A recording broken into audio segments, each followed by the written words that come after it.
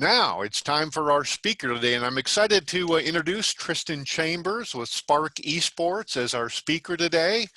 He's a return speaker, and I will let you know that there is a lot of interest in esports because his past remarks at Perk are one of our most popular YouTube videos as far as viewership and so forth. So there are a lot of people seeking his video out and listening to what he has to say.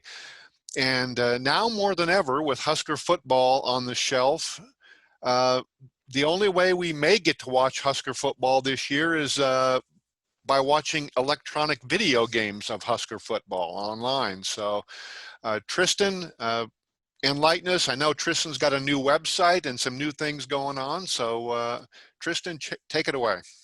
Yeah, well, again, Steve, thank you for having me, as a returning guest. As Steve alluded to, and I don't know how, my personal community even made that possible, of being the most viewed video out of 2020, and very shortly here within the next month, I'm guessing my original video will be in the top 5, which is definitely really humbling. Because I really didn't expect it to get that far. Basically, my company is Spark Esports and Entertainment. We're a diversified esports, media, and entertainment holdings company that's been in Lincoln, Nebraska for the last 4 years. Just to kind of give a quick background to myself and some of the need to know about the esports industry. I've been in the esports industry and as well the digital media industry for the last 8 years. Obviously, I turned 21 next month, so it's been something I've dedicated basically my entire childhood and my adult life to at this point. And I started as a content creator on YouTube back in 2012, which I'm still doing to this day. And then I run a professional esports organization, so we compete in amateur and professional leagues all across the world with teams in multiple different countries and regions. Making content, lifestyle needs, so apparel, whatever it may be. And then I do some other things in the esports industry on the side basis. And then with Spark, esports and entertainment, we've actually grown a lot since the last time I was here with Steve, because when I first was here for Perk on Thursday about 6 months ago, we had probably 4 or 5 brands under our umbrella, and we just added 2 to 3 more, as an estimate. I'll kind of share my screen a little bit to show you guys at least some of the things that we do and so forth on a global scale. So, like I said, we have 7 brands right now in our company. The website has to be updated for the 7th one and so forth. But we have professional esports teams like Awaken Militia. We have a media group called Exania, which because of COVID, we've retooled it a little bit. So instead of focusing on esports, music events, sports stuff, we're focusing right now on next generation social and interactive content. So that's web shows, documentaries, podcasts, definitely more centered towards interactive and other types of content on YouTube. We run the Legacy Pro League, which is a semi-pros community franchise league. We run Creators Page, which is a talent management and content entertainment collective that we work with people not just in the gaming space, but also endemic and non-endemic influencers, celebrities, athletes, musicians, things like that. Level 21, we recently retooled that a little bit as well. We're actually getting into sports marketing as well as upping our commitment to full service content and media. Again, working with brands, influencers, and so forth to make sure that they thrive and succeed. And then the 2 most recent things that I'm very happy that we acquired are Annex, which is our proprietary and first of its kind social media and technology platform that we're making for individuals and brands as well. and businesses to share content, build and grow an audience, really get power back to those using social media because these platforms like Instagram, TikTok, whatever it may be, they really don't have a good user model. Unfortunately, I can say this from firsthand experience. But we're also looking at developing tech solutions through that and expanding into other types of software development. And then we recently, just as of Saturday or Sunday, sorry, we acquired a lifestyle merch brand called AEVA that we're going to be doing lifestyle apparel collections with. We're going to be doing limited drops with as well recognized names in sports and traditional apparel, and hopefully as well expanding to influencers and things like that. An idea as to the esports industry and so forth. As of late last year, it became $1 billion industry. There are a ton of different examples that I gave in my first Perk Up video that I did. I talked about at the time traditional sports owners like the New England Patriots and a lot of the franchises inside the National Basketball Association were getting an esports league and building facilities and so forth. There's obviously the Overwatch League and the Call of Duty League, which are multi-million-dollar franchise leagues. Some of the people inside of that, include like the Minnesota Vikings. I know there's some European companies and a lot of major, both endemic and non-endemic brands that are getting involved in the space, as well as serious business people. As of very recently, it was brought to my attention sometime earlier this year that Mig Whitman, the former CEO of HP and the current CEO of a video sharing company called Quibi, is actually invested into an esports organization with a very significant amount of money. And as well, there's banking institutions that are getting into it. There are esports companies, both as organizations and actual vendors that are now getting onto the stock market and stuff and doing public IPOs, which are kind of interesting. Full disclosure, I'm invested into a couple of them through the stock market.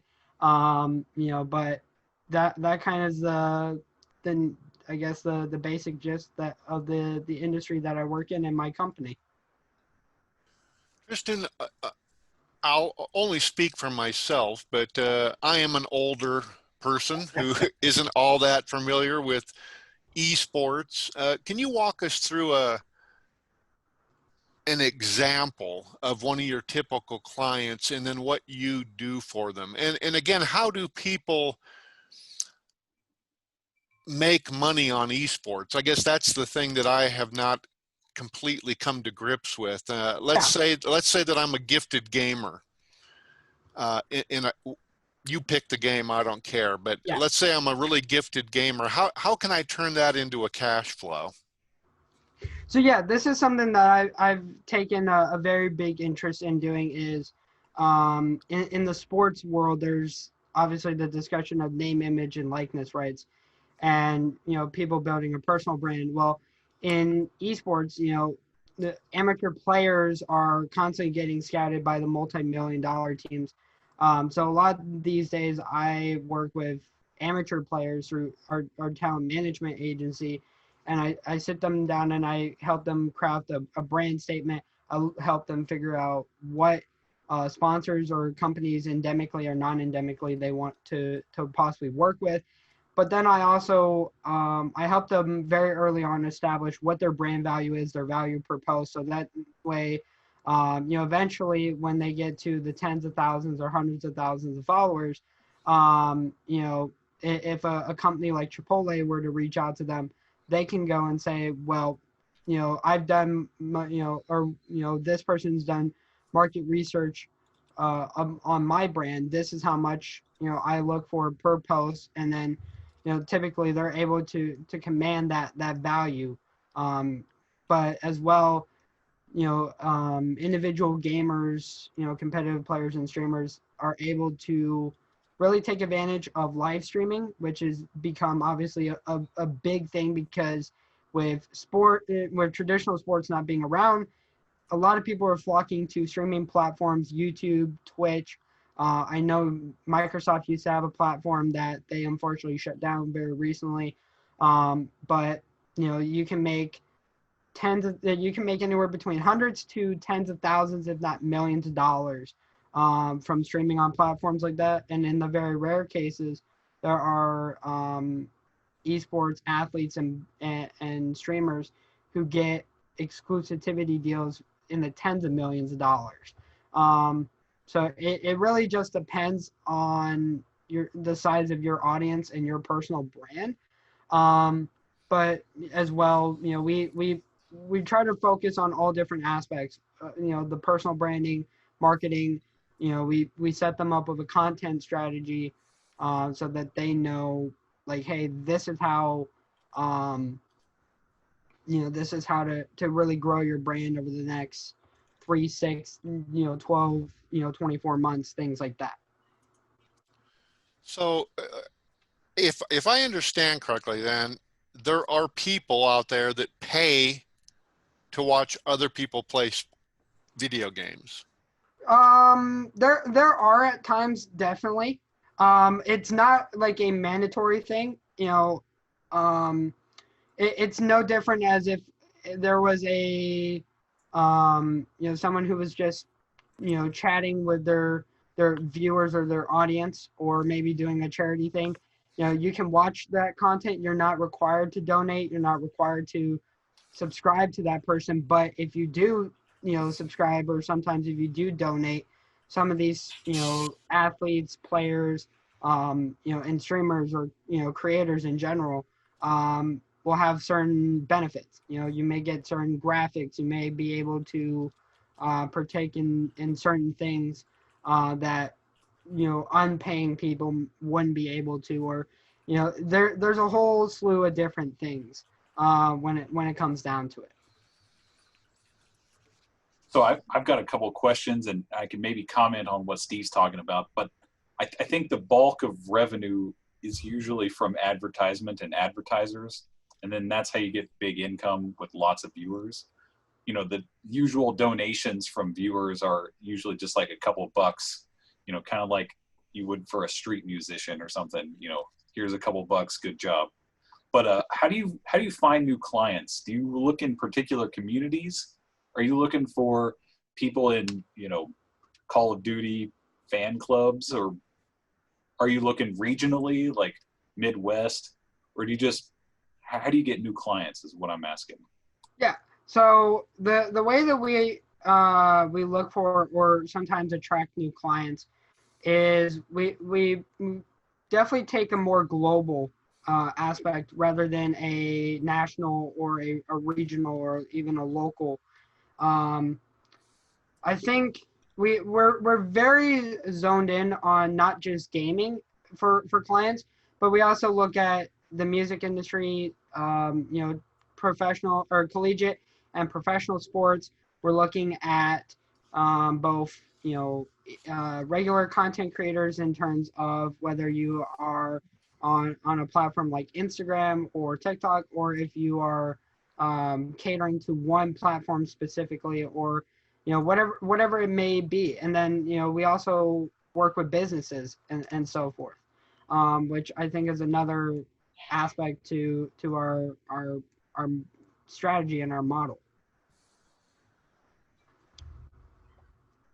You have in your own business, you just introduced 7 different platforms. Now, again, I'm an older guy. Yeah. 7 different platforms that are under your own business. How do you, and I don't have to know dollars, but yeah, how do you create revenue from those platforms? So a lot of the ways that we create revenue are based off of a subscription model. So, that's on the talent management side, or on, some of the other services or products that we might offer. I know that when our technology platforms are officially launched, we're going to be able to generate money from procuring and facilitating brand acquisitions and doing media buys. We're going to be able to gain hopefully some revenue through advertising. A certain percentage that an individual might spend will go to us and so forth. But as well, a lot of the times it's flat rate on a certain product or service. So, if it's something where we, if someone comes to us and says, hey, we need help with setting up a marketing strategy, we try to provide them basically the best, most unique and cutting edge strategy that they possibly can get out there. And even, sometimes it's covering events, both in, the entertainment and the music, the entertainment, the music, and the esports industry. And so I guess that's, there's a slew of different ways, and we're always retooling the revenue streams and so forth, and also always looking at, can we add new revenue streams from some of our existing brands? Because I noticed the last two that you added were more business driven than sports driven. What are you taking some of the very similar, if you will, concepts that you're using in the sports industry and then carrying them over into the business industry? Or is it a different approach? So that's actually kind of spot on. We are trying to build a sort of holistic and comprehensive ecosystem, so all of our brands can work together in kind of unison, I guess. If an organization came to us, say like a collegiate program, and they said, hey, we want to do apparel, but we also want content to be done on, the field during practices and stuff. Sure. Then, us as the parent company can go to our media side and say, hey, let's plan out, content strategy. Let's, get, the equipment necessary to pull this off.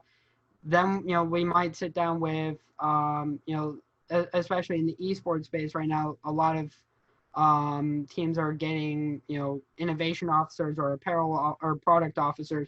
And so then, we'll sit down with them and be like, okay, this is, like we kind of sit down and figure how they want to go about launching products or collections and things like that.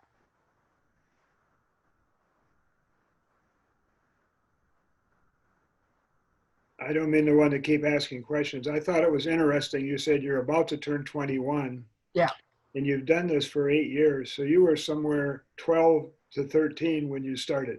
Yeah. Yeah. I started. Awesome. I started when I was 12 years old. I always joke in my private life that I was never good with academics. I was never going to be good athletically.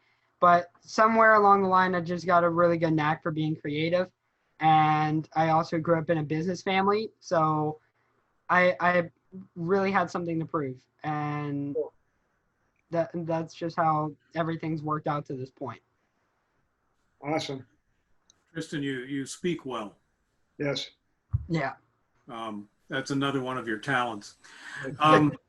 Could you make sure that we have your contact information? I'd like to look at your website and so on.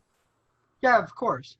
And for those of us that think of esports in terms of Pong and Pac-Man, could you point us to some place where maybe we could learn more about the industry? I see a progression from those original video games to the Xbox kinds of video games that you could play with a friend. And now it seems like this is all turned to online, where you can actually compete with someone at a remote location, or even with groups of other players. And this, I see this moving into other fields besides just gaming. So I'm really interested to see what you think about that as well. Yeah, I mean, I probably touched on this a little bit in my original Perk Up, discussions that I've done. Um, back in 2013 or 2014, Riot Games, who's the developer of League of Legends, they held their World Championships at the Staples Center in Los Angeles, and most people were like, okay, that's great, but behind the scenes, if you take a look, they actually sold out that venue in less than 30 minutes, and they actually shattered a record previously for selling out that venue that was held by Taylor Swift. So, that's just one example of esports pulling off the impossible. I've seen, especially in China, 60, 70, 80,000 seat stadiums being used for esports events. I think as well, there's people that come from all across the world to some of the most obscure things. I mean, there's especially a big Counter-Strike community in some of the European and Eastern European countries, and people go to Poland and sometimes here to the United States, and there's tens of thousands of spectators that come to watch those events. And that I wish I could have before COVID, because now like they even pushed back one of those events to late next year, which kind of is unfortunate. But even some of the games out there like Madden and NBA, for instance, I never really saw sports games being part of esports, at the time that a lot of them were getting involved in the industry. So for me, kind of seeing where they've gone now, where, the NBA established a 2K league and it's a franchise system, and all these teams are required to have designers and, actual branding that's different from, the on-court stuff. And then they also have their own facilities that they're building within their basketball arenas or so forth. Really kind of solidified that to me. I mean, there's definitely games that come every once in a while and are kind of interesting. I mean, Fortnite was something that I didn't ever see taking it off the way it did, and unfortunately it did. And even obscure one, I talked about it this, roughly 7 months ago, was that there was actually a high school player at the time here in Lincoln who was invited to a mobile esports world championship in China and actually won that event. And I actually got to speak to him on the phone because at the time he was a free agent. I was like, obviously I'm going to at least take that time, and it was kind of a very interesting thing. Literally, he was like, I just won a I told him, I'm like, you literally just won a world championship at the age of like 17 or 18 years old, and you're still in high school. Like, I was like, you're getting sponsored by Samsung and winning money, and now he even has a partnership with Aloe. So that's even, That's cool. a good example. So did you sign him as an agent? I didn't. At the time, I hadn't gotten into talent management, and Yeah.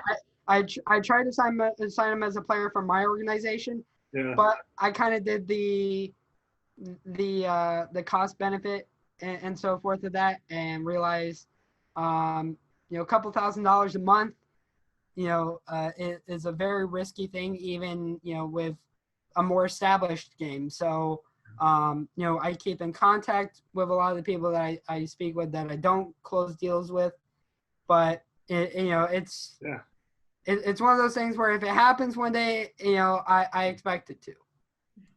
Chris made the comment about how this is progressing. Again, I'm the old guy novice, but is a lot of the marketing platforms that are being used to promote products and services and gaming, do you see those carrying over now as a new approach or an added approach to marketing for businesses, both retail and corporate?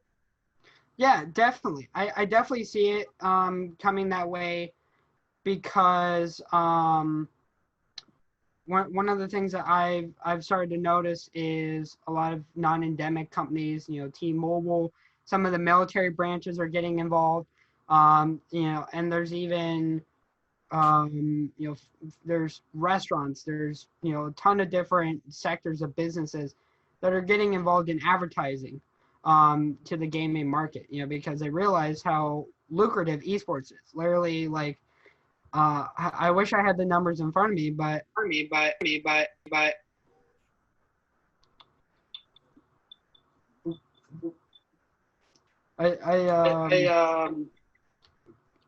don't know if that's my mic that's echoing or so forth. I think it's fixed. There we go.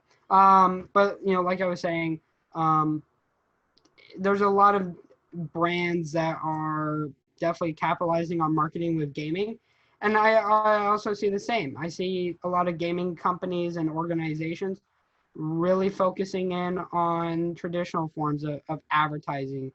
Um, Whether it's not necessarily putting ads in newspapers or TV commercials, but it's sometimes billboards. It's sometimes a lot of word of mouth and things like that. And it's just also there's a very few amount of times where it's just subliminal messaging that ends up working.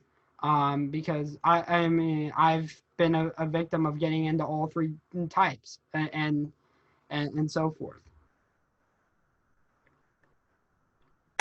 Great. Do we have one last question? I have a quick question about, I'm asking this for a friend, okay? Yeah. So let's just say that you won money on the internet in, let's say Fortnite. Let's just say it's $4,000. Let's just say it's $4,000. You would get a W-2 for that, or a 1099 for that, wouldn't you? I believe yes. Actually you would, because a good example of this, even relating with Fortnite, when that kid Booga who won the World Cup, I think a year or two ago in New York, I think his prize pool winnings were like $3 million, and the state of New York took half of that just in taxes. Yeah, that's my question, Tristin, because my friend experienced this, and he got a 1099 for that, and 50% was withheld in Nebraska, and it was categorized as gambling winnings on the. So, could you explain? Do you know about that, and why would that be gambling? So I have one last question to follow up with that. Just one last one. Yeah. So that's a good question. And first off, I think that whatever that statute that they have, where online competition is considered gambling, is definitely not represented correctly. If it was someone had put money through a sports betting thing on that person, then yes, that's where that would be considered gambling.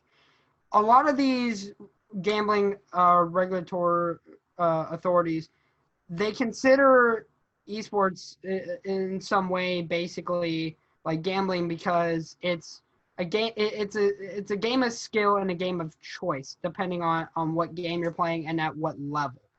If you're playing at the more professional, it can come down to split-second decisions. You would have to really talk to someone who deals with the decision making as to those statutes and so forth. Again, it's not something that I've been oblivious to, because it's happening. And even in a lot of the contracts I do with my organization, we tell them like, hey, if you win any prize money more than this, because luckily my grandmother in California is an IRS agent, so I know some of these things. Like, if you make over a certain amount of money from doing this, like, yes, you will have to pay taxes. Like, they will expect, I know streamers who make money from live streaming, they get or they have to give their social security numbers for tax purposes when they get their partnership agreements and get accepted into partner programs. I had to do that when I was in the Google AdSense program up until about 2 years ago. So it's not unheard of. Again, with the gambling thing though, that's something that it definitely doesn't seem like it's correctly representing it. Because it's no more as if you won money from let's say you and your friends put on a summer football league, and got a prize pool out of that and paid the winning team. Like, you're not gambling on that. You're competing.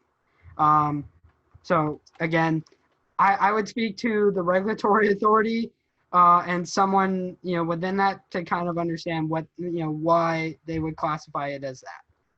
Okay, thanks, Tristin. Appreciate your presentation. Yeah. Yes.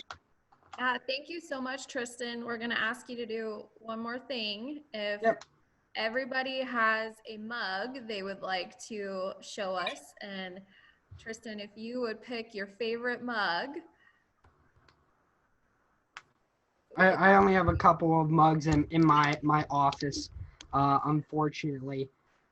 I'm trying to collect more and more as time goes on, but it's definitely tough. If you'll take a look and choose your favorite, and then whoever you choose will get a Focus Sweets mug. I'm definitely gonna say Luke's for sure. Luke, all right. Thank you. I appreciate it. We will get you your mug. Well, thank you again, Tristin, and thank you for everybody. Great job. Luke will have this up on YouTube later on today or tomorrow, and thank you, and keep the perks going, and we'll see you next week.